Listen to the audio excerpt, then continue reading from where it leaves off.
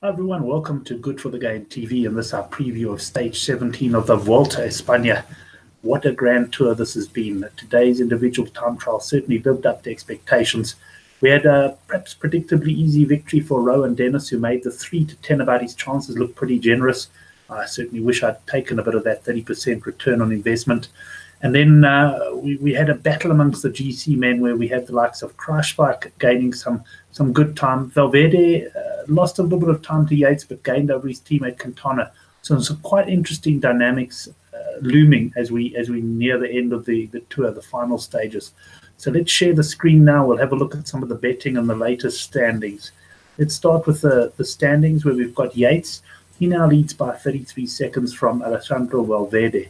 Vuleta, interestingly enough, has drifted in the betting from 7 to 1, where I backed him overnight, to 12 to 1. And this is because the bookmakers really think he ought to be leading the race now if he's going to have a chance of victory, as he hasn't been climbing quite as well as the others.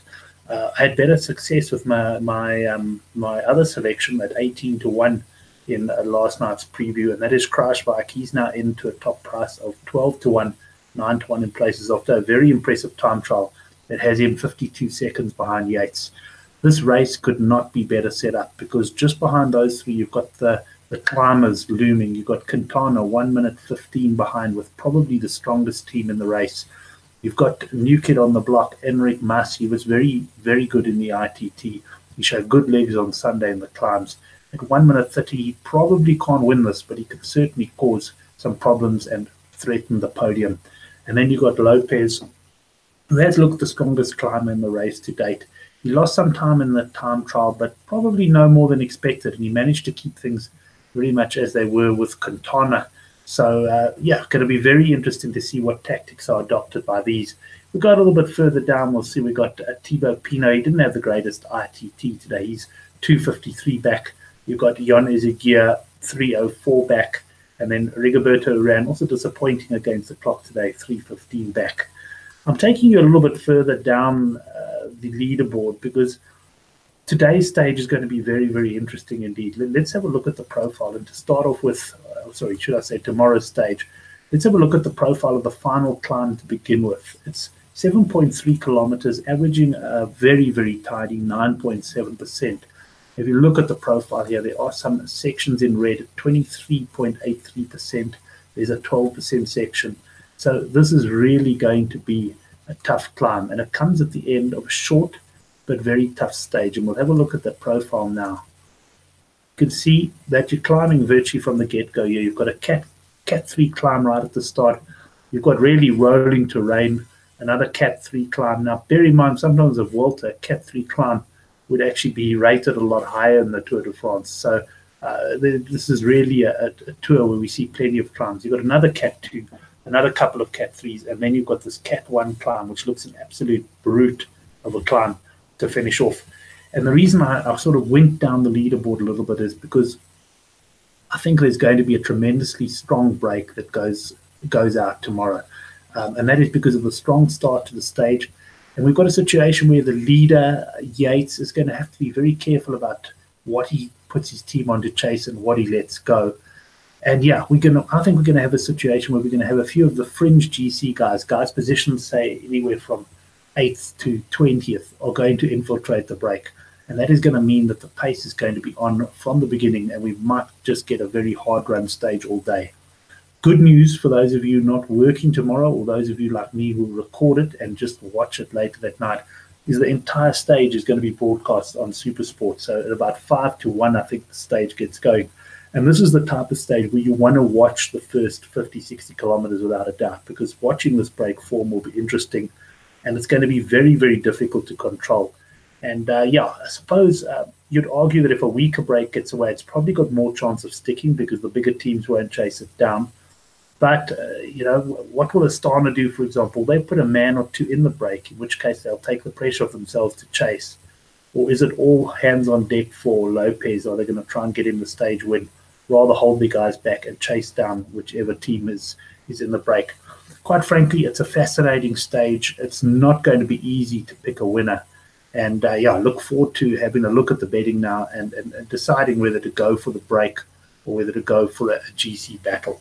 I must tell you that I think the GC battle is the more likely outcome. I think probably there'll be enough strong men in the break to ensure that some of the big teams do chase. And by big teams, it doesn't have to necessarily even be the top teams, but teams protecting some of the other positions like 6th, 7th, and 8th on the general classification. So I do think we may get a GC battle, but on the other hand, there are some guys nicely priced in the betting for the stage, which is certainly going to tempt me.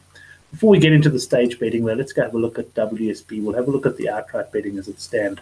Simon Yates, he had a very good ITT in that he gained time on all of his major rivals, bar Kruijswijk really, who came at him and it was shortened a bit. The one concern for Yates, and I mentioned it on the Good for the Game forum straight after the stage. My one concern for Yates is that he lost time to Valverde over that last section, and that could have indicated that Yates went a little bit deep. It could also have been a case of him just pulling back slightly and riding more conservatively. But if he did go too deep, unfortunately, we saw in the Giro what happens to him when he does eventually implode, and he went out in a big way. So even though he's an 11 to 20 shot, I can tell you I wouldn't be climbing into him with those sort of prices, not with sort of 3 really tough mountain stages still to come. Second in the betting is Lopez. He lost ground today, but he, as I said, he has really been the top climber in the competition so far. So you'd give him a good chance of making something happen. He also has a strong team around him. Quintana, he's 6 to 1. I haven't been that impressed with his legs in this tour, but he is a quality climber, and if he gets it right, he can certainly put time into any of the guys above him in the betting, and for that matter, above him in the classification. Alexandre Valverde, he's out to 11 to 1, and Kruijswijk 12 to 1. I still give Kruijswijk a pretty strong chance. You know, he's got a decent team of riders around him. It's unclear to me whether a guy like Bennett will be getting into the break tomorrow, or if they'll assign him to perhaps help Kruijswijk, because Kruijswijk's now got himself into a position where he can certainly podium, and I do think he's got a decent chance of winning this. Mas has been an absolute revelation. He's 28 to 1. And Thibaut Pinot, who was a bit disappointing today, but has been climbing well, he's now out to 33 to 1. Let's pop across to Sunbet to have a look at the stage betting. And here we have, I see there's been a couple of changes even since I was last there. Lopez drifted slightly, he was 28 to 10. He's now 3 to 1 to win the stage and get 7 to 10 about a top 3 finish. Yates 11 to 2. Quintana 6 to 1. You got Rafa Micah, he's shortened from 14 to 1 opening call to 11 to 1 straight away.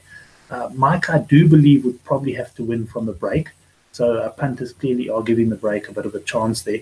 And he certainly is one of the strongest climbers outside of the GC men. So if he does get into a break, he will be very tough to beat. But Pinot 14s, Valverde 14s, Kruijswijk 22 to 1. I must say Kruijswijk, he won't be giving any freedom because he's too close to the top now. But if he continues to ride as he is, it's not impossible that he could win this stage. Mas as well, looking very strong at 22 to 1. But I'm going to go a bit further down the list. I'm not sure if any of my prices have changed since I first saw them, but let's have a look at the guys that I want to be on. And here he is, Ilmar Zakarin at 50 to 1. Zakarin is renowned as a rider who gets stronger as these Grand Tours progress. He had a bit of bad luck early on in the tour with an accident, and I'm hoping that Zakarin can infiltrate the break, in which case I give him an excellent chance of finishing it off if the break is not caught. He is a strong climber, and as I say, he does get stronger as the tour progresses. Let's go a little bit further down, and yes, no change to the price of my other fancy. That's Michael Woods.